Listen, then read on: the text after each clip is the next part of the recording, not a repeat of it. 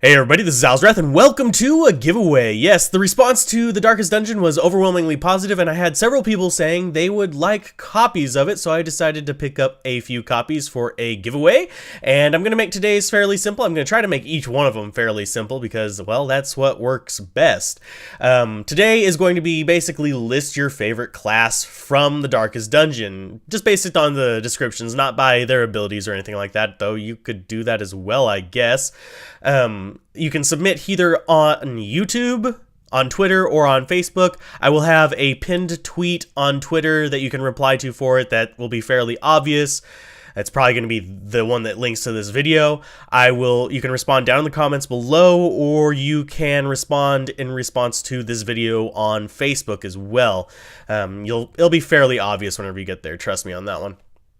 But it basically just needs to have the ability for me to instant message you to get an email address or something so I can send the Steam key to you. And yeah, I'm going to go ahead and just start reading off the classes. If you want to take a quick look at them, you can basically look at the link down in the description, or you can stick around and watch what's probably going to be a little bit of video editing mixed with me reading off the descriptions of the heroes on the Darkest Dungeon website.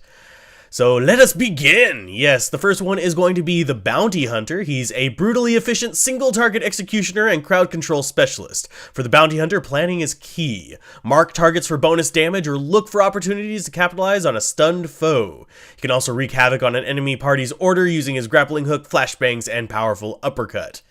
Very lovely character there. The next one is the Crusader, a battle-hardened and stalwart. The Crusader has held the front lines in 100 holy wars. He either attacks foes head-on with righteous fury or embraces a melee support role by leveraging his powerful defensive buffs and off heals, which is actually fairly accurate.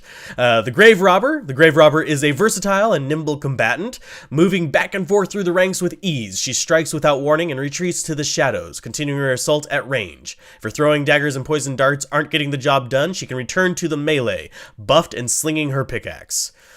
I avoid the pickaxe. The Hellion, wild and unpredictable and utterly ruthless, the Hellion thrills in the spilling of blood. Her massive glaive affords her impressive reach in combat, while its razor-sharp edge leaves lasting wounds on enemies. Certain skills leave her exhausted, however, and she may occasionally need to take a turn to recharge her adrenaline before returning to the fray once again. I haven't come across abilities that require to recharge, but anyway, the next one is the Highwayman. A rogue, a thug, and a thief, the Highwayman has honed his skills with dirk and flintlock to devastating effect. Whether at range or in melee, he is equally effective at dispatching his foes. Be it a grape shot area of effect or single target bleed, the Highwayman's skills focus solely on dealing damage in a variety of ways. The next one's going to be the Occultist. A lifetime of scholarly inquest into ancient and forbidden lore has opened the Occultist's mind to the powers of the Void.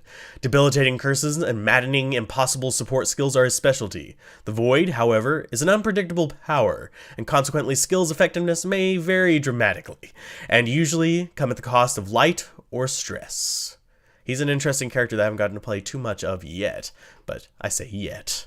The Plague Doctor, a doctor, researcher, and alchemist who prefers to hang back, eating away at her foes with stacking damage over time abilities like toxic clouds and plague-filled grenades. She's equally effective in a support role, blinding and confusing foes, while enhancing a party's survival with damage-increasing tonics and remedies for bleed and blight effects. And the next one is the Vestal. The warrior nun channels her zeal for battle into healing abilities, holy judgments, and dazzling explosions of light.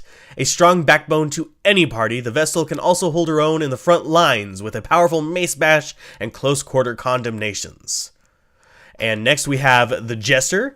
Combat is a power ballad, a slow build-up, a grand finale.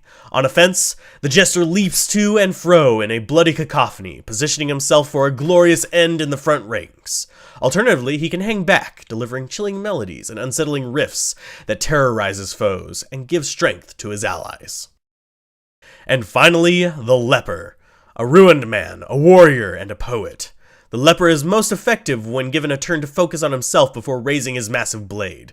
When he swings, it's all or nothing, crushing blows and massive damage, or the empty whistling of a glancing blow. He's entirely self-sufficient, drawing strength from his trauma in life, and able to channel it into heals, protection, or unrelenting fury.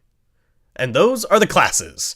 Yeah, quite the list to choose from, but If you put it in the comments down below on Twitter or on Facebook, and each one is once on each one is what I'm going to limit to. So basically you can get up to 3 chances if you put on all 3. It's 48 hours to respond to my messages to you as far as winning. And yeah, I will see you guys on the next episode of The Darkest Dungeon. So keep gaming, have fun, peace out. This has been Alzorath, and I will see you guys next time. Bye.